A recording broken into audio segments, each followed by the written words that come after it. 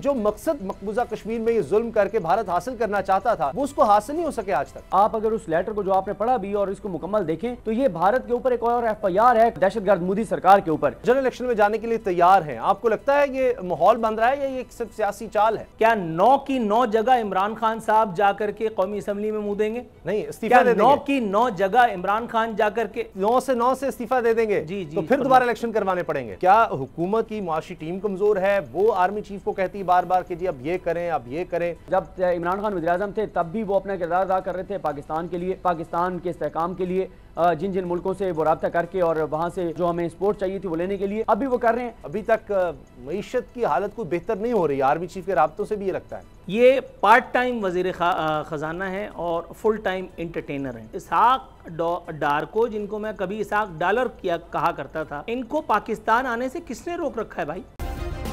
Subscribe करें और bell दबाएं ताकि कोई खबर रह न जाए।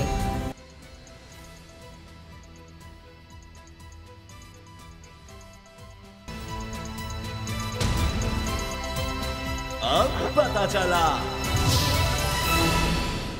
बिस्मिल्लाहिर्रहमानिर्रहीम, अस्सलाम वालेकुम। मैं हूं मोहम्मद उसामा गाजी और आप देख रहे हैं अब पता चला। आज के प्रोग्राम में बात होगी कश्मीर में जारी भारतीय बर्बरियत के घिनौने खेल की, मुल्की सियासत में जारी मुकाबले की जिसने हुक्मरान इत्तेहाद की नींदें उड़ा दी हैं। मुआशी गुत्थी सुलझाने के लिए आर्मी चीफ ने कमर कस ली है। खबर यह है, बल्कि तल्ख हकीकत यह है कि दुनिया से इंसानी हुकूक का खात्मा हो चुका है, क्योंकि इसकी जमानत देने वाले इदारे और आलमी ताकतों ने अपनी आंखों पर मफादात की पट्टी बांध ली है। इसलिए इन्हें 70 साल से मकबूजा कश्मीर में जारी भारतीय बर्बरियत नजर नहीं आ रही। कश्मीरियों के कटे फटे लाशें, पैलेट गन से घायल चेहरे, बेबसी की तस्वीर बनी बेवा औरतें, माएँ बहनें और यतीम बच्चे देखकर भी इन मुनसिफों के ज़मीर नहीं जागते। जुल्म जबर की इस दास्तान में आज का दिन स्याह तरीन दिन के तौर पर तारीख का हिस्सा बन चुका है। वो दिन जब गुजरात के कसाब कहलाने वाले मोदी ने कश्मीर का खुसूसी स्टेटस खत्म करके इन पर जमीन तंग कर दी, लेकिन आलमी बरादरी के कानों पर जूं तक नहीं रेंगी।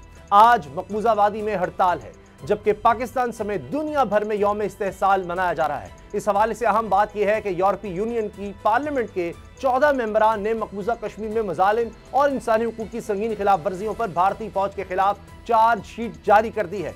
यूरोपीय पार्लियामेंट के 14 मेंबरान ने यूरोपीय कमीशन को एक खत लिखा है जिसमें भारतीय फौज के मजालिम और वसी पैमाने पर इंसानी हुकूक की खिलाफ वर्जियों को उजागर किया गया है। इस खत में कहा गया है कि मुसलसल तनाव के बायस गुज़श्ता 7 अशरों से जम्मू और कश्मीर की आवाम के आज़ादी के हुकूक और बुनियादी हुकूक को नाकाबिले बर्दाश्त हद तक दबाया गया है। लेकिन 5 अगस्त 2019 को शहरियत तरमीमी एक्ट के आने के बाद यह ज्यादा खतरनाक है कि भारत ने कश्मीर में रियासती दहशतगर्दी के लिए किसी भी सियासी अप्रोच को तर्क कर दिया है। इस खत में कहा गया है कि एमनेस्टी इंटरनेशनल समेत दीगर तंजीमों की तरफ से इस बात पर तशवीश का इजहार किया गया है कश्मीरियों के खिलाफ फौजी जराइम में मुलव्वस एहलकारों के खिलाफ कोई कार्रवाई नहीं की गई। इस खत में मुतालबा किया गया है कि यूनियन इस मामले पर भारतीय हुकूमत से तशवीश का इजहार करे और भारत को कहा जाए कि आलमी कानून के तहत अपनी जिम्मेदारियां पूरी करे, शहरियों के तहफ़्फ़ुज़ को यकीनी बनाया जाए, कश्मीरियों के खिलाफ तशद्दुद को बंद करने की जमानत दे, कश्मीरियों के हक़ खुद इरादियत को कबूल करे। सच ये है कि अपने इस अज़री हक़ के लिए पाकिस्तान से इलाक़ के लिए कश्मीर 70 साल से जिद्दोजहद कर रहे हैं। इन्हें ये हक़ कब और कैसे मिलेगा, इसी से आगाज़ करेंगे। सदीक जान और नूर आलफीन मेरे साथ हैं। सदीक, 5 अगस्त 2019 को जिस तरह जो खुसूसी स्टेटस कश्मीर को था कि वहाँ दीगर आबादी को लाकर, यानी नॉन कश्मीरी को लाकर आबाद नहीं किया जा सकता, वो उनसे छीन लिया गया, सरकारी मुलाजमतों में हिस्सा छीन लिया गया और जो मुख्तलिफ हुकूक थे वो सब छीन लिए गए। लेकिन जो मकसद मकबूजा कश्मीर में ये जुल्म करके भारत हासिल करना चाहता था वो उसको हासिल नहीं हो सके आज तक। देखें उसामा गाजी साहब, दुरुस्त कहा आपने और मैं ये समझता हूँ कि इसमें जो बड़ी पेशरफ्त है वो यही है कि जो आपने बताया इंट्रो में कि यूरोपीय पार्लियामेंट के 14 मेंबरान जो हैं उन्होंने जो लेटर लिखा है, ये बहुत बड़ी डेवलपमेंट है। ये आप अगर उस लेटर को जो आपने पढ़ा भी और इसको मुकम्मल देखें तो ये भारत के ऊपर एक और FIR है। कहा जा सकता है कि आलमी सतह पर एक FIR कटी है दहशतगर्द मोदी सरकार के ऊपर।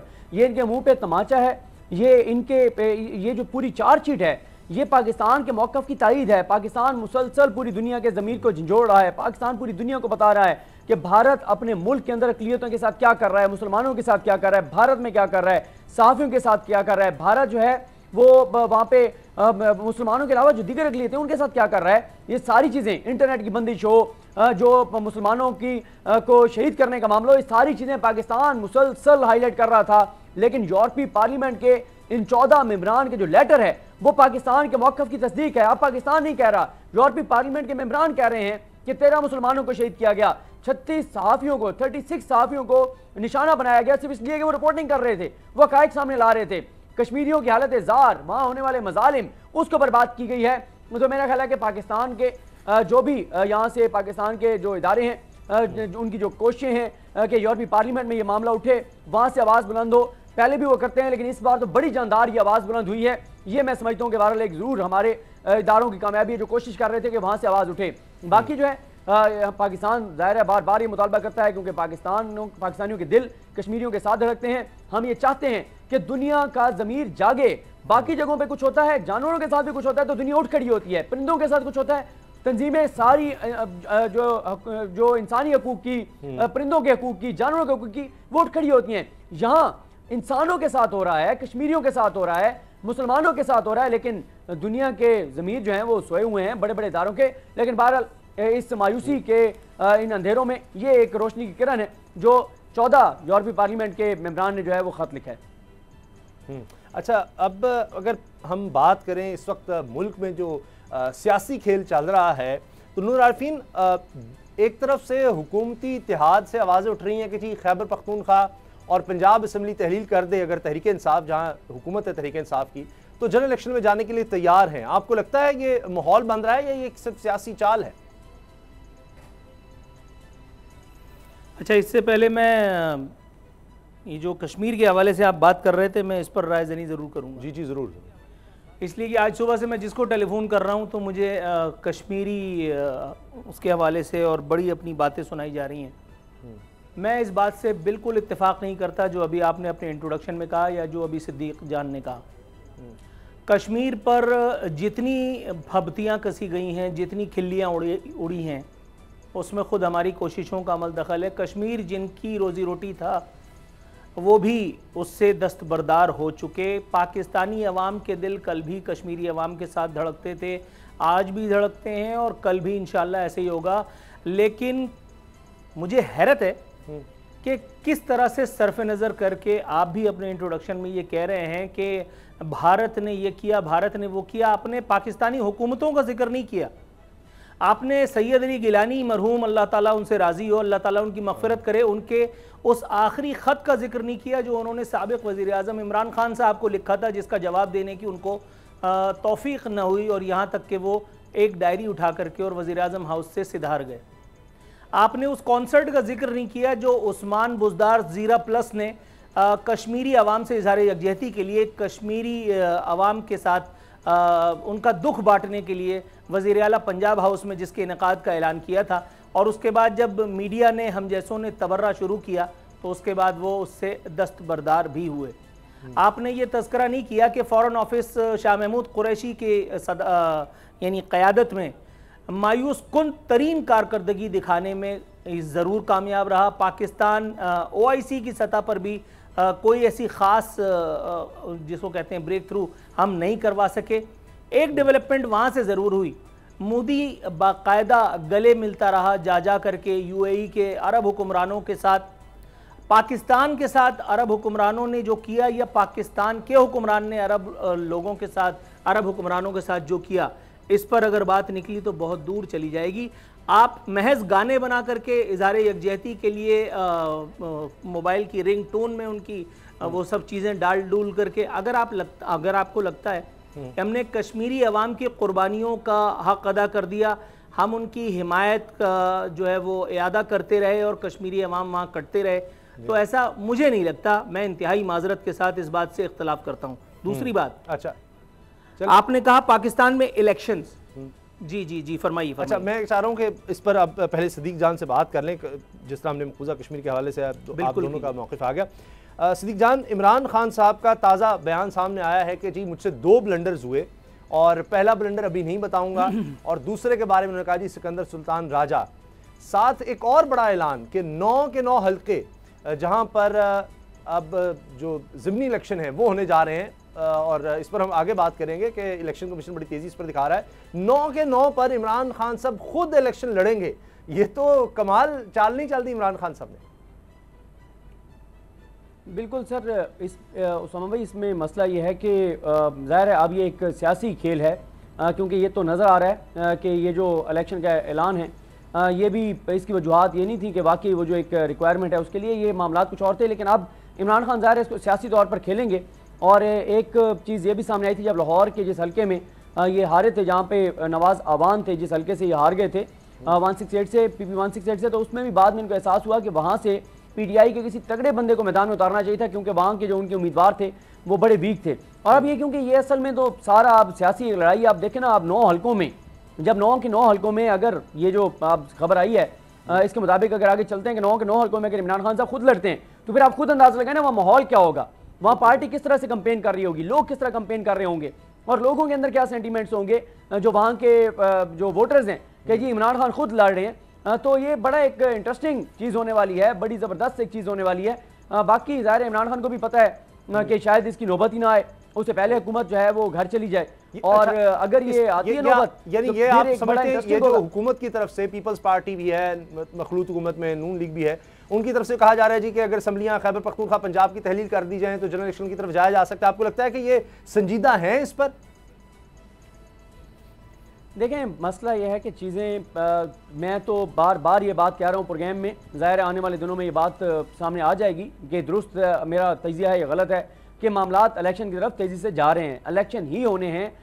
बस ये इंतज़ार तो किया जा रहा है जो तीन चार मुल्कों से पैसे आने हैं वो पैसे आ जाएँ, ताकि कोई हमें मुआशी तौर पर निगरान हुकूमत के आने से कोई मसला ना हो, कहीं खुदा न खास्ता ऐसे ना हो कि निगरान सेटअप आए और जहाँ जहाँ से जिन मुल्कों से पैसे आने हैं वो ना आए और फिर हमारे लिए मसाइल हों।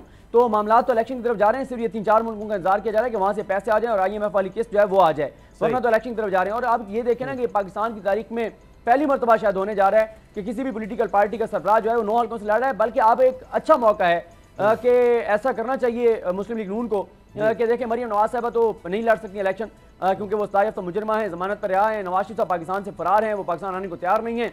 तो अच्छा मौका है, 4 सीटों से शहबाज शरीफ लड़ लें, कोई 3-4 सीटों से जो है वो बिलावल साहब लड़ लें, कुछ आसिफ जरदारी साहब लड़ लें, बल्कि ऐसे करें 2-2 सीटों पे लड़ लें, 2 सीटों पे फजलुर रहमान साहब लड़ लें, 2 पे शहबाज शरीफ साहब, 2 पे बिलावल साहब, 2 पे जरदारी साहब, ताकि सारे जरा आए ना इमरान खान के साथ मुकाबले में। और 16 जमातें, अकेला इमरान खान है, दूध का दूध पानी का पानी हो जाएगा। ये तो बड़ा इंटरेस्टिंग होने वाला है ये सारा मामला। बिल्कुल सही। अच्छा नूर आरफीन, ये जो ऑफर आ रही है हुकूमत की तरफ से कि जनरल इलेक्शन में जाने के लिए दोनों असम्बलियां तहलील की जाए, पंजाब खैबर पख्तूनख्वा, क्या कहते हैं आप इस पर? पहले तो मैं उस पर कहूँगा कि ये जिस पर आप बात कर रहे हैं कि इमरान खान साहब कह रहे हैं मुझसे 2 बड़े ब्लंडर्स हुए, पहला उन्होंने बताया नहीं और दूसरा उन्होंने कहा सिकंदर सुल्तान साहब की अपॉइंटमेंट। इसके अलावा भी बहुत सारे ब्लंडर्स हैं। तीसरा ब्लंडर अब ये हुआ है जिस पर आप अभी मिदत फरमा रहे थे, 9 हल्कों से इमरान खान खड़े हो रहे हैं, ठीक है जी, मान लिया 9 इमरान खान अपनी फोटोकॉपी करा करके 9 अफराद को एक साथ असम्बली में भिजवा देंगे। मैं पता नहीं मेरी दूर की नज़र कमज़ोर है या मेरी आंखों में काला पानी है, मोतिया आया हुआ है, मैं वो सब कुछ नहीं देख पा रहा जो आप दोनों हजरात मुझे बता रहे हैं। कैसे इमरान खान 9 जगहों पे जीत गए? ये बात तो ठीक है कि लोगों में एंथुजियाज्म होगा, एक लोगों में वोटर्स में एक बड़ा एक्साइटमेंट होगी कि वो अपने लीडर को वोट देने के लिए जा रहे हैं, वो जौक दर जौक निकलेंगे यकीनन, यहाँ तक तो बात ठीक है। लेकिन 9 की 9 जगहों पर मैं ये भी मान लेता हूँ कि इमरान खान साहब इस वक्त जो मामलात हैं सूरत हाल सियासी तौर पर उसको इनकैश करके, उसको एक्सप्लॉइट करके 9 की 9 सीटें निकाल गए। What next? इस्तीफा? क्या 9 की 9 जगह इमरान खान साहब जाकर के कौमी असम्बली में मुंह देंगे? नहीं, इस्तीफा दे देंगे। 9 की 9 जगह इमरान खान जाकर के 9 से 9 से इस्तीफा दे देंगे? जी जी। तो फिर दोबारा इलेक्शन करवाने पड़ेंगे। तो मतलब वही ना, छम छम चीलुड़ी खेल रहे हैं ना, यही कहने की बात हो रही है ना। तो ये मास्टर स्ट्रोक कहां से भाई जी? ये तो मजाहिया किस्म की सूरत हाल है, तो मज़ाका खेज सूरत हाल है। हाँ, यही तो इमरान देखे ना, उनकी स्ट्रेटजी है इलेक्शंस। वो कहते हैं कि जनरल इलेक्शन करवाएं या सारे के इस्तीफे मंजूर करें, तो इसीलिए तो इमरान खान साहब ने चाल चली है। ठीक है सर, आप ठीक कह रहे हैं। अच्छा जी, सिद्दीक आप कुछ कहना चाह रहे हैं इस पर? नूरुल आरिफीन साहब, ये मास्टर स्ट्रोक तो है। अभी आप देखेंगे कि अभी आप देखिएगा सारे के सारे प्रोग्राम इस इशू पर होंगे कि 9 हल्कों से एक पॉलिटिकल पार्टी का लीडर 9 हल्कों से लड़ा। और इसकी एक और वजह भी है, इसकी वजह यह है कि ये जो इलेक्शन कमीशन के जरिए इमरान खान को रास्ते से हटाने की बात हो रही है, इमरान खान को सियासत से निकालने की बात हो रही है। इमरान खान 9 की 9 सीटों पर लड़कर ये दिखाना चाहते हैं कि भाई 9 की 9 सीटों पर इमरान खान साहब, नजर आ रहा है कि 9 की 9 सीटों पर इमरान खान जीतेंगे। ये मैं आज आपको कह रहा हूं कि कोई वजह नहीं है कि इमरान खान हार जाए किसी एक सीट पर भी। ये तो मैंने ऑलरेडी आपके कहने से पहले ही मान लिया। अच्छा, आरफीन का ख्याल है। बात एक और है नूरुल आरफीन साहब के देखें, इन सीटों पर जिसने भी लड़ना है उसने शर्त पर लड़ना है कि आपने जीत के जाके मुस्ताफी हो जाना है, उसने असेंबली में नहीं बैठना। तो ठीक है, एक इंटरेस्टिंग है, मजा आएगा। 9 की 9 सीटों पे इमरान खान लड़ रहे होंगे। बाकी इमरान खान बामुकाबला 16 जमातें, तमाम मशीनरी, बहुत सारे नजर आने वाले किरदार, ना नजर आने वाले किरदार, सब एक पर होंगे। अच्छा, और इसीलिए ये जो इमरान खान साहब की नाहली के लिए स्पीकर कौमी असम्बली ने रेफरेंस भेज दिया है, नूर आरफीन साहब, क्या इमरान खान साहब दुरुस्त कह रहे हैं कि अगर जुल्फ़िकार अली भुट्टो को फांसी देकर नहीं आप उसको ख़त्म कर सके, तो इस तरह इमरान खान को इस तरह नाहल करवा कर या आप सियासत से माइनस कर सकते हैं? ये सोच हुकूमत की वाज़ेह नज़र आ रही है, वो हुकूमत को इस पर छुपा नहीं रही। क्या हुकूमत ठीक कर रही है ये सब चाल करके? उसामा, ये बहुत ही खौफनाक किस्म की सूरत हाल है और मैं बावजूद कोशिश के इस बार आपसे इख्तिलाफ कर नहीं पाऊंगा। ये एक इंतहाई खौफनाक किस्म का मूव हुकूमत की तरफ से किया गया है। सबसे पहले तो उन्होंने इमरान खान का नाम ECL में नहीं डाला ताकि दुनिया को वो ये दिखा सकें कि उनका कोई पर्सनल वेंडेटा नहीं है इमरान खान के खिलाफ, जबकि सूरत हाल ऐसी नहीं है। दूसरी जानिब उन्होंने जो कुछ किया है वो उन्होंने सिर्फ इमरान खान को सूरत हाल से सियासत से बाहर करने के लिए नहीं, उन्होंने पूरी PTI की जो है तखड़ बखड़ करने के लिए, पूरी PTI को एक गिलास पानी के साथ निगलने के लिए जो हरकत की है, उन्होंने खुद इलेक्शन कमीशन की उसे एक फैसले को इस्तेमाल करते हुए अब इलेक्शन कमीशन का कांधा इस्तेमाल करने के लिए अब वो जा रहे हैं अगेंस्ट इमरान खान। और इस वक्त जो सियासी तौर पर माहौल बना हुआ है, इस वक्त जो फ़ज़ा बनी हुई है, मतलब मैं आगे इस पर कोई पेशबीनी नहीं करना चाह रहा कि आगे सूरत हाल क्या है, लेकिन ये इंतहाई खौफनाक किस्म की वारदात है हुकूमत की। इमरान खान से छुटकारा पाने के लिए, इमरान खान के एहतजाजी तरीक़ों से छुटकारा पाने के लिए, और एक छोटी सी बात मैं आपकी खिदमत में गोशगुजार करूँ। मौलाना फजलुर रहमान साहब आज से पहले मुझे इतने मुतहर्रिक नज़र नहीं आए। कल मैंने अपनी आंखों से, गुनाहगार आंखों से, उनको शहबाज शरीफ साहब के साथ बलूचिस्तान का दौरा करके और बाकायदा फ़ोटो सेशन कराते देखा। Can you believe? इसका मतलब है कि सरासीमगी दोनों कैंपों में मौजूद है। PTI की तरफ से भी बौखलाहट जाहिर है कि थोड़ी बहुत नज़र आ रही है। पहले एक उन्होंने रेफरेंस दायर कर दिया, उसके बाद उस रेफरेंस को वापस लिया, फिर दोबारा उसमें रेक्टिफिकेशन अमेंडमेंट करके फिर उसको दोबारा, मतलब ये खिल्ली उड़ाने वाली बात है, ये अपने आप पर हंसने का मौका देने वाली बात है हुकूमत वक्त को। ये ऐसा नहीं होना चाहिए था। आप टाइम लेते और टाइम लेकर के बड़ा एक कैलकुलेटेड मूव करते, क्योंकि आपकी हर हरकत पर इस वक्त नजर है हुकूमत की।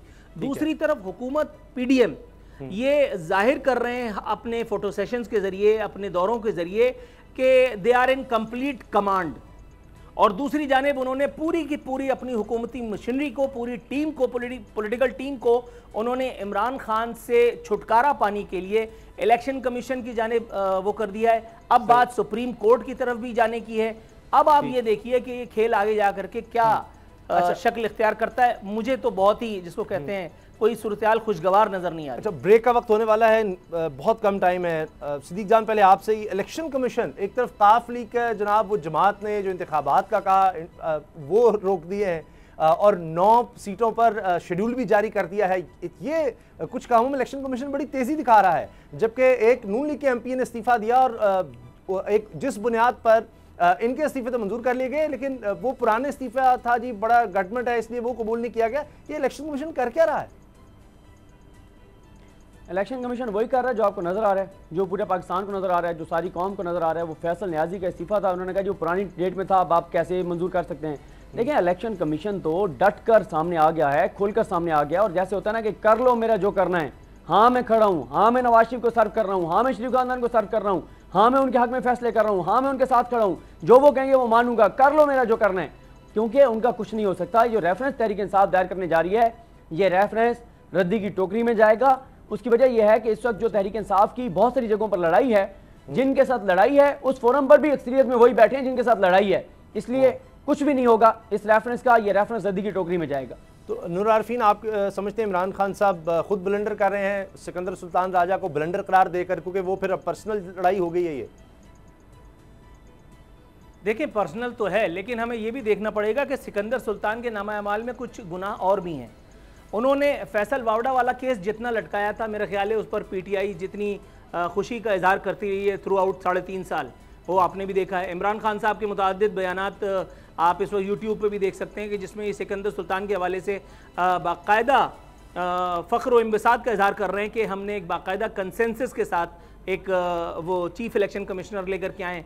सिकंदर सुल्तान की इस वक्त ये बात ठीक है, सिद्दीक जान की ये बात मैं मानता हूँ कि इस वक्त इलेक्शन कमीशन जो है वो काइंड ऑफ मुतनाज़ा हो चुकी है, लेकिन मैं आपको ये बता दूं इलेक्शन कमीशन पहले भी गैर मुतनाज़ा नहीं थी। 8 साल तक ये फॉरेन फंडिंग, ममनुआ फंडिंग का केस चलता रहा। Faisal Vawda member national assembly से सेनेटर तक बन गया, उस वक्त भी सत्तू पी करके इलेक्शन कमीशन सो रहा था। बाकायदा 25-50 हज़ार रुपए के जुर्माने कर करके उनको मिनिस्टर बनने का, सेनेटर बनने का मौका तक दिया। तो ये मतलब पहले बाजी किसी और हाथ थी और अब बाजी लगता है कि सिद्दीक जान जो कह रहे हैं वैसी ही है गालिबन। तो इसके असरात आप समझते हैं कि तहरीक इंसाफ को भुगतने पड़ सकते हैं, क्योंकि अब सब खुलकर सामने आ गए हैं और हर फैसला जो है वो अब तहरीक इंसाफ के खिलाफ जा रहा है। ब्रेक लेते हैं और ब्रेक के बाद बात करेंगे क्या वाकई हुकूमत की तरजीह मईशत नहीं है, क्यों ऐसा है। ब्रेक के बाद बात होती है। अब पता चला। एक तरफ हुकूमत कहती है कि हमने IMF की तमाम शराइत पूरी कर दी हैं और काफ़ी अरसे से कहा जा रहा है, लेकिन फिर भी IMF की तरफ से अभी तक $1 अरब से ज़्यादा की किस्त जारी होना बाकी है। दूसरी तरफ शहबाज शरीफ साहब का बयान बड़ा मशहूर है कि जी 30% भी हमारी उतनी सपोर्ट होती जितनी कि इमरान खान साहब की गई तो हम रॉकेट की तरह मईशत को तरक्की देते। Army chief general Qamar Javed Bajwa ने पहले अमेरिका से रब्ता किया और उसके बाद स्टेटमेंट आई कि जी वज़ीर आज़म ने उनको इजाज़त दी थी कि जी आप रब्ता करें। क्या हमारी हुकूमत फेल हो गई थी कि फिर आर्मी चीफ को रब्ता करना पड़ा। अब सऊदी अरब UAE से भी रब्ता किया गया है IMF के कर्ज प्रोग्राम के हवाले से। सिद्दीक जान, एक तो ये क्या हुकूमत की मुआशी टीम कमज़ोर है, वो आर्मी चीफ को कहती है बार बार कि जी अब ये करें अब ये करें और मुल्क की खातिर उनको करना पड़ रहा है। और दूसरा ये कि जब हम ये प्रोग्राम में बात करें, साथ फवाद चौधरी साहब बराह रास्त प्रेस कॉन्फ्रेंस कर रहे हैं और वहाँ पर उन्होंने कहा है वजारत ख़ारजा इस चीज़ की वजाहत करे, पाकिस्तानी हदूद का इस्तेमाल हुआ फ़ज़ाई हदूद का, जो एमन अल-ज़वारी के ख़िलाफ़ जिस तरह मिज़ाइल फायर किया गया और कहा गया कि उसमें एमन अल-ज़वारी मारे गए। तो ये सवालात भी उठा रहे हैं। 1 महीने का अल्टीमेटम उन्होंने दे दिया है कि जनरल इलेक्शन अनाउंस किए जाएँ। तो तहरीक इंसाफ तो बड़ा एग्रेसिवली आ रही है और बहुत यानी ख़तरनाक किस्म के सवालात पूछे जा रहे हैं। देखें उसामा गाजी साहब, कल क्योंकि हमारा प्रोग्राम ट्रांसमिशन की वजह से नहीं हो सका था, लेकिन मैं F9 पार्क में जब मौजूद था तो समी इब्राहिम साहब के प्रोग्राम में मैंने ये खबर बता दी थी कि तहरीक इंसाफ एक मरतबा फिर जो है वो इस्लामाबाद के घरावों पर गौर कर रही है और मामलात उसी तरफ जा रहे हैं। तहरीक इंसाफ ने प्लानिंग शुरू कर दी है इस्लामाबाद के घिराव की और इस बार बड़ा ये तगड़ा घिराव होगा। इसमें एक तरफ से KPK है, एक तरफ से पंजाब है, एक तरफ से कश्मीर है, तीनों तरफ से शहबाज शरीफ साहब घिरे हुए हैं इमरान खान की हुकूमतों के बीच और 26 किलोमीटर का ये अहाता है। तो आगे चीज़ें बड़ी जो है वो दोबारा तरक्की की तरफ जा रही हैं। और ये भी मैं आपको बता दूं कि मामलात जो है वो तहरीक इंसाफ के 17 जुलाई से पहले वाले रवैयों की तरफ जा रहे हैं। वो तल्ख रवैये, सख्त ज़बान। और आपने देखा 17 जुलाई के बाद से कल तक आपने देखा था कि इदारों के हवाले से तहरीक इंसाफ ज़रा खामोश थी, वो जो इशारे करामे में बात की जाती थी वो नहीं की जा रही थी। अब वो दोबारा की जाएगी और आपको तल्खी जो है वो बहुत बढ़ती हुई नजर आएगी। और जहाँ तक बात है कि आपने आर्मी चीफ साहब की राब्तों की, देखें आर्मी चीफ जब इमरान खान वज़ीर आज़म थे तब भी वो अपना किरदार अदा कर रहे थे पाकिस्तान के लिए, पाकिस्तान के इस्तेहकाम के लिए, जिन जिन मुल्कों से वो रब्ता करके और वहाँ से जो हमें सपोर्ट चाहिए थी वो लेने के लिए अब भी वो कर रहे हैं। और अब तो फिर ज़्यादा उनका काम बढ़ गया क्योंकि मौजूदा हुकूमत जो है वो आप देख रहे हैं कि वो अपनी हुकूमत बचाने में लगे हुए हैं। उनको ये भी नहीं पता कि हम कल तक हैं, परसों तक हैं, कितने दिन हैं हम। तो वो एक तरफ अपने केसेस ख़त्म करने में, नैब तरमीम करने में, अपनी ज़ाती मामलात में फंसे हुए हैं और साथ ही थोड़ा सा वो पार्ट टाइम जो है वो हुकूमत भी चला रहे हैं, पाकिस्तान भी चला रहे हैं। तो आर्मी चीफ जो राब्ते कर रहे हैं वो पाकिस्तान और पाकिस्तान के लोगों के लिए कर रहे हैं, पाकिस्तान के इस्तेहकाम के लिए कर रहे हैं, जो कि वो पहले भी करते थे और अब भी कर रहे हैं। अब जरा ज़्यादा कर रहे हैं क्योंकि सूरत हाल अब ज़्यादा ख़राब है। सही। अच्छा नूर आरफीन, ये जो पार्ट टाइम का लफ्ज़ इस्तेमाल किया, आपको भी लगता है मिफ्ताह इस्माइल साहब कोई पार्ट टाइम वज़ीर ख़जाना है? क्योंकि उनका तो फोकस है मईशत, वो तो कह रहे हैं कि मैंने मुल्क को बचा लिया है दिवालियापन से। अभी डॉलर नीचे आना शुरू हो गया है, स्टॉक मार्केट ऊपर जा रही है, लेकिन बिजली के बिल जो हैं वो कम नहीं हो रहे और अभी तक मईशत की हालत कोई बेहतर नहीं हो रही। आर्मी चीफ के राब्तों से भी ये लगता है। मिफ्ता इस्माइल को जिस आदमी ने यानी रावी बकलम खुद 15,000 रुपये में अपनी ड्राइवर बनने की पेशकश की हो ऑन एयर, आप उसको इस तरह का सवाल देंगे तो फिर वो क्या करेगा, घुमा के फेंकेगा ना। दिवालियापन से छोड़िए, ये दीवानेपन का शिकार है मौसूफ जिनका आप नाम ले रहे हैं। ये पार्ट टाइम वज़ीर ख़जाना है और फुल टाइम एंटरटेनर हैं। अच्छा। 2 दिन पहले वो बच गए क्योंकि उस दिन भी हमारा प्रोग्राम नहीं हो पाया था, उस दिन भी मैं उस पर बात नहीं कर पाया था। उन्होंने कराची में बिजली के बिलों में होने वाली हेर फेर पर एतज़ार किया था। उन्होंने एतराफ़ किया था कि बिजली के बिलों में हेर फेर हुई है, यानी बिलों में गलती हो गई है। अब हेर फेर का लफ्ज़ तो मैं इस्तेमाल कर रहा हूँ। अब आप ये बताइए कि इनको ये तो पता है कि बिजली के बिलों की सूरत में अवाम पर हंटर कोड़े वगैरह बरसाए जा रहे हैं, लेकिन आप ये देखिए कि ढिटाई मेरे मौसूफ़ की उस वक्त तक नहीं हिले जब तक आंसा मरियम शहबाज शरीफ साहिबा ने इनसे मिफ्ता भाई करके मुखातिब होकर के और बाकायदा इनको हुक्म काइंड ऑफ जो है वो इनसे अपील की कि आप ये इस मामले को देखिए। मिफ्ता इस्माइल जैसे लोगों के हाथ में पाकिस्तान के ख़जाने की चाबी दे करके नून लीग ने मईशत का जो सत्यानाश नहीं बल्कि सवा सत्यानाश किया है, इस पर घंटों बल्कि हफ्तों की ट्रांसमिशंस भी नाकाफ़ी रहेंगी। इतना बड़ा आदमी, इतना बड़ा दिमाग, जादूगर, उसको पोर्ट्रे करना इसहाक डार, जब उसको अदालत तलब करती है तो वो जा कर के दिल पकड़ के लेट जाता है। और जैसे ही इमरान खान की हुकूमत चली गई वो उठ करके रस्सी कूदने लगा। अब उसकी अपनी हुकूमत है तो उसकी अपनी हुकूमत में इसहाक डार को, जिनको मैं कभी इसहाक डालर किया कहा करता था, इनको पाकिस्तान आने से किसने रोक रखा है भाई? ये पाकिस्तान आकर के इनको क्यों नहीं हैंड ओवर कर रहे हैं सारी चीज़ें कि आओ भाई तुम इतने बड़े जादूगर हो तो ये कम से कम ये मस्खरे से तो हमारी जान छूटे। ये तो कोकोमो वाली फैक्ट्री इनसे चल जाए तो बड़ी बात है। ये पाकिस्तान की मईशत की गाड़ी को गड्ढे में गिरा करके कहेंगे ओ सॉरी, हाथ झटक करके ये तो चले जाएंगे अपनी फैक्ट्री में दोबारा। लेकिन उसके बाद फिर मेरे आपके हम सब पाकिस्तानियों के पास ऑप्शन क्या है? और वो जो स्पीडोमीटर है हमारा, स्पीड शरीफ, वो इस पे सत्तू पी करके बैठे हुए हैं। वहाँ वो नवाज शरीफ वो टर्मिनेटर बने हुए हैं हमजा शहबाज को बुला करके, और वो अब सुना है कि वो उनके कान खींचेंगे कि जी मेरी जारहाना पॉलिसी चलेगी और फलाना। वे भाई तू इतना बड़ा मतलब टार्जन है तो आजा भाई यहाँ। एक तो ये दिल का वो वाहिद मरीज है दुनिया का कि जिसके 34 बाईपास हुए हैं और अभी तक इसने किसी हकीम को नहीं दिखाया। ये वहाँ पिज़्ज़ा खा रहा है, ये वहाँ सावन के गीत गा रहा है, ये वहाँ नवासे का वो क्या वो घोड़े के ऊपर खेलते हैं पोलो वो खेल रहा है, और हम जैसे गधे जो हैं वो यहाँ बैठ करके उसका इंतजार कर रहे हैं कि ये अपना ऑपरेशन करा करके वापस आएगा। अबे ऑपरेशन कब होगा इसका? ये अस्पताल जा ही नहीं रहा है, ये अस्पताल वाली सड़क पे नहीं निकल रहा भाई, तो इसका इलाज कैसे होगा? ये मुकम्मल तौर पर मस्खरों की हुकूमत है, ये जोकर्स की हुकूमत है। और इनके अगर आपने थोड़ी देर तक और मेरे पास ये बाजी रहने दी तो मैं पता नहीं और क्या और बकूंगा। फिर देखिए ये गिला भी नूर आरिफीन खत्म होता है, ये भी गिला खत्म होता है कि जी हमारी मदद नहीं की गई और हमें हाथ पकड़ कर नहीं चलाया गया। अब देखिए और इससे ज्यादा आर्मी चीफ क्या कर सकते हैं आपके लिए कि वो फोन कर रहे हैं। एब्सोल्युटली 2000% आप सही कह रहे हैं, 2000% आप सही कह रहे हैं, बिल्कुल मुत्तफिक। चलिए मुझे मेरा खून बढ़ जाता है जब किसी बात पर आप कहते हैं जी मैं आपसे मुत्तफिक हूँ, क्योंकि ऐसा कम ही होता है तो एक सनद मिल जाती है, आपकी मेहरबानी। अच्छा ब्रेक से पहले सदीक जान, नैब तरामीम ये सुप्रीम कोर्ट में भी सवाल उठ रहे हैं और अब चूंकि अभी वहाँ समाअत हो रही है और साथ साथ नई तरामीम होती चली जा रही हैं। अब इसलिए ये भी कहा गया ये 50 करोड़ वाला अब करप्शन नहीं कर सकता, यानी उसको करप्शन 50 करोड़ से अगर उसने नीचे किया तो वो कोई करप्शन नहीं है, तो नैब में नहीं वो आएगा। ये भी अब सवालात उठ रहे हैं सुप्रीम कोर्ट में, तो ये मामला लगता है काफ़ी लंबा चलेगा। देखें ये आज बिल्कुल मैं समाअत में मौजूद था और इसमें जो मामला है वो ये है कि आज जो ख्वाजा हारिस हैं, और दिलचस्प बात यह है कि शरीफ ख़ानदान के 2 तगड़े वकील एक जो माजी में जो उनके केसेस लड़ते रहे, एक ख्वाजा हारिस साहब और एक मखदूम अली ख़ान साहब, इस वक्त वो आमने सामने हैं, दोनों रोस्टर पर मौजूद थे, एक दूसरे से खिलाफ कर रहे थे। ख्वाजा हारिस साहब इस वक्त इमरान खान साहब के वकील हैं और मखदूम अली ख़ान साहब जो हैं वो वफाकी हुकूमत की जानिब से पेश हुए हैं।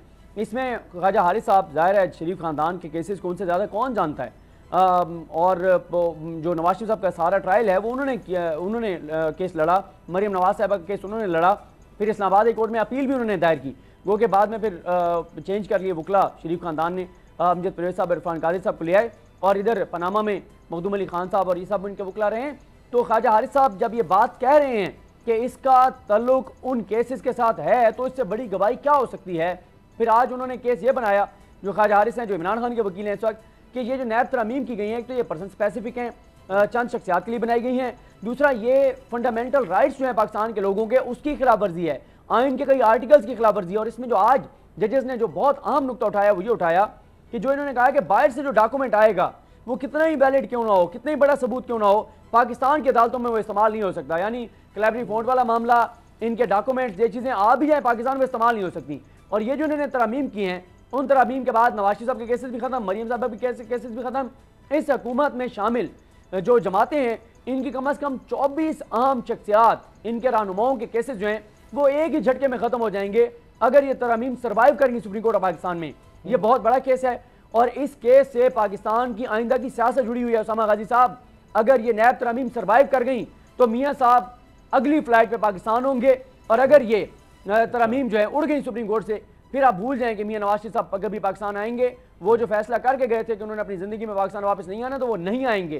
तो ये केस जो है इससे पाकिस्तान के अंदर की सियासत जुड़ी हुई है, और अगर ये नैब तरमीम सर्वाइव कर जाती हैं तो फिर मरीम नवाज साहबा भी क्लियर हो जाएंगी और वो अगला इलेक्शन भी लड़ सकती हैं और फिर पार्टी उनके हवाले होगी, फिर वो वज़ारत उज़्मा की उम्मीदवार भी होंगी और शहबाज शरीफ साहब बैकफुट पर होंगे। तो इसलिए ये केस जो है ये पाकिस्तान के सियासी मुस्तकबिल का, बहुत सारी जमातों के, बहुत सारी शख्सियात के सियासी मुस्तकबिल का ना सिर्फ फैसला करेगा बल्कि पाकिस्तान के आइंदा के सियासी मंजरनामे के लिए सबसे इंपॉर्टेंट ये केस है। तो ये एक चीज़ तो साबित होती है कि असल मुकाओ मार्च इसलिए था अपने केस मुकाओ, और जब से हुकूमत आई है इस पर उन्होंने भरपूर तवज्जो दी है, इस पर भरपूर काम किया है और पूरी काबीना ने मिलकर इस पर काम किया। हम ब्रेक लेते हैं और ब्रेक के बाद आरफीन नामा।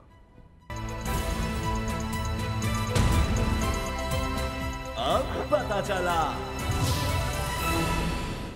आरफीन नामा में आज हम बात कर रहे हैं जनाब के चेयरमैन साहब हमें कितना ख़र्चा पढ़वाते रहे हैं इस कौम को। जी आरफीन, क्या तफसीलात मिली हैं? जनाब, साबिक चेयरमैन नैब पाकिस्तानी कौम को कितने में पड़े इस बात का अंदाज़ा इस वक्त तक नहीं था जब तक ये रिपोर्ट सेनेट में पेश नहीं की गई थी। और इसके हवाले से मज़े की बात यह कि सिर्फ एक चैनल ने, एक अखबार ने इसके हवाले से ख़बर भी अपने वेब डेस्क पे फाइल की है, बाकी किसी को इस पर बात करने की तौफीक अब तक तो नहीं हुई। साबिक चेयरमैन नैब जस्टिस इन्वर्टेड कॉमाज में रिटायर्ड जावेद इकबाल की तनख्वाह और मराद की तफसीलात सेनेट में पेश।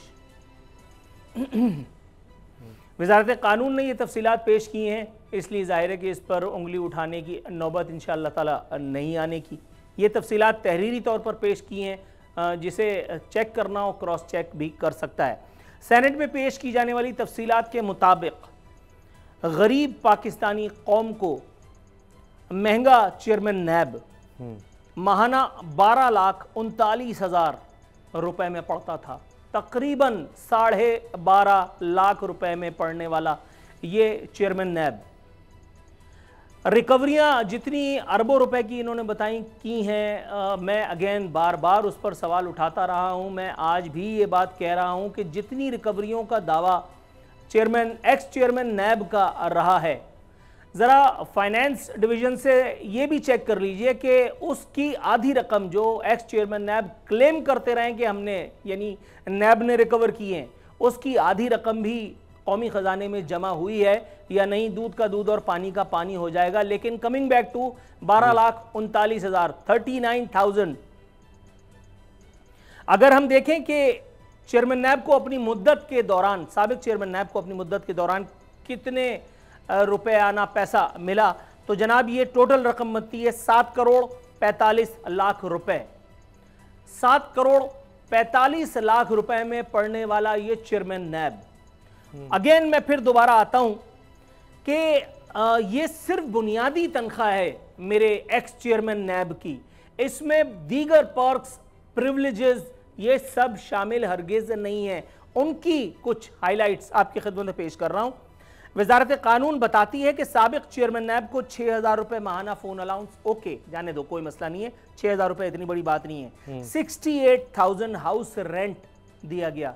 अब ये एक इनकलाबी कदम है कि चेयरमैन नैब के पास अपना मकान नहीं था जो उनको हाउस रेंट दिया गया। इतना बड़ा इन्वर्टेड कॉमाज में आदमी रेंट के मकान में रह रहा था, 68,000 रुपए दिए गए। चले ठीक है, पूरी मुद्दत के दौरान उनको 3,40,000 रुपए का टेलीफोन अलाउंस दिया गया। 38,58,000 रुपए हाउस अलाउंस जो है वो अब तक उनको, सॉरी उस वक्त तक जब तक ये हम पर नाजिल थे, उनको दिया जाता रहा।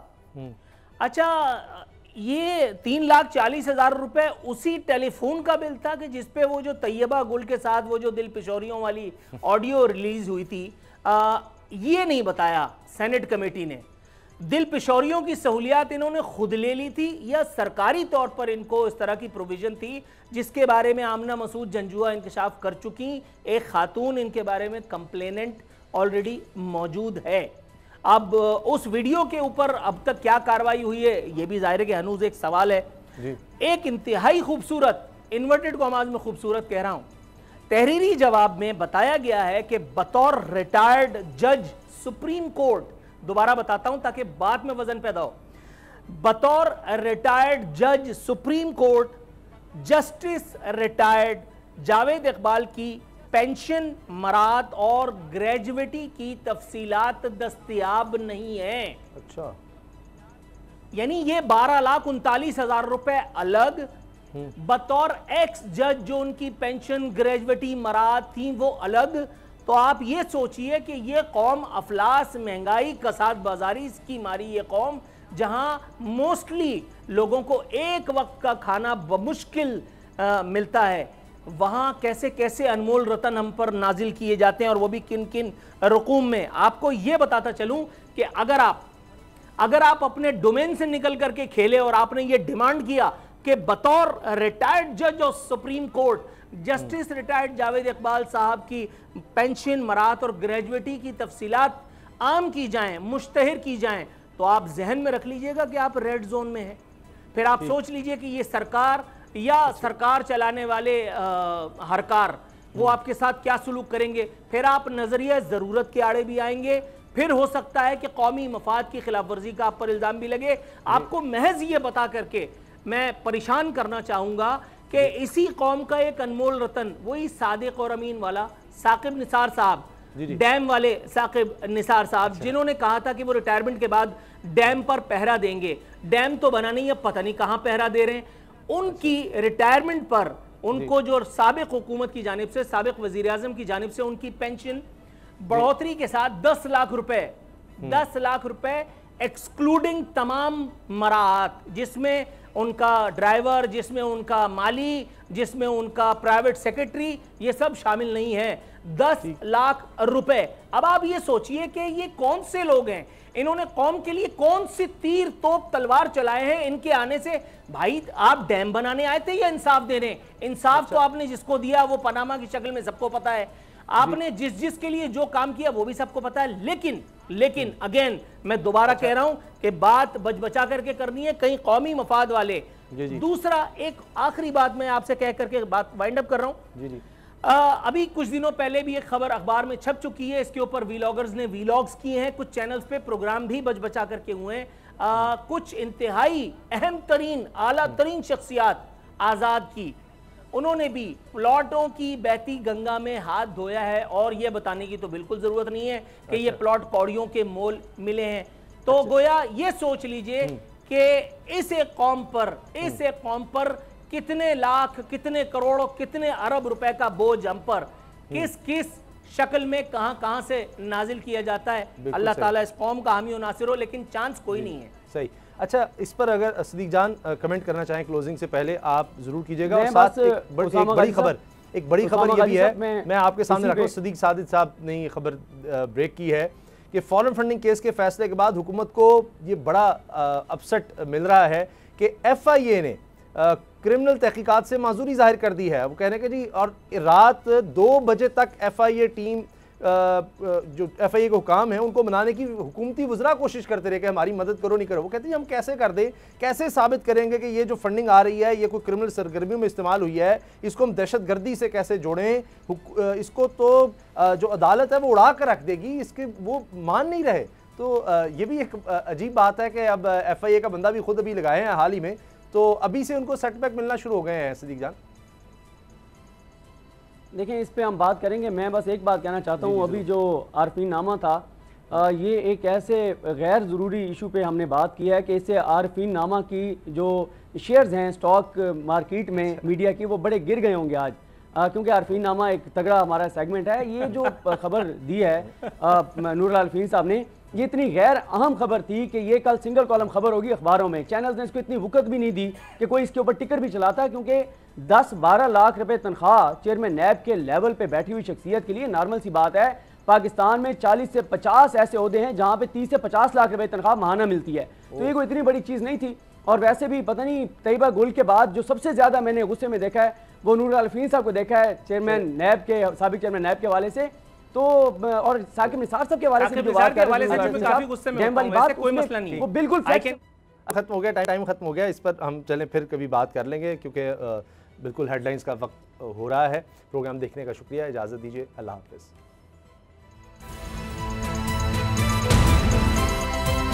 अब पता चला। सब्सक्राइब करें और बेल दबाएं ताकि कोई खबर रह न जाए।